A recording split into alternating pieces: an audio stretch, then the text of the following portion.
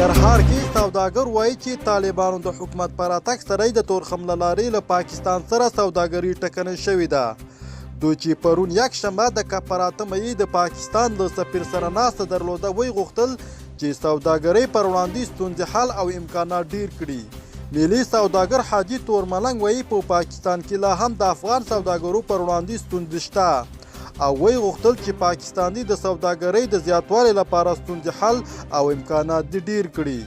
حاجي تور ملنګ زیاته کړه د تورخم له لارې پاکستان سره سوداګرۍ په دې وروستیو کې نیمایي ته راکمه شوې ده او زموږ غوښتنه دا ده چې دا سوداګري د بیرته د پخوا په شان زیاته شي او هم د افغان سوداګرو ته په تورخم کې اسانتیاوي برابر شي څو افغان سوداګر په اسانۍ سره تګ راتګ وکړای شي.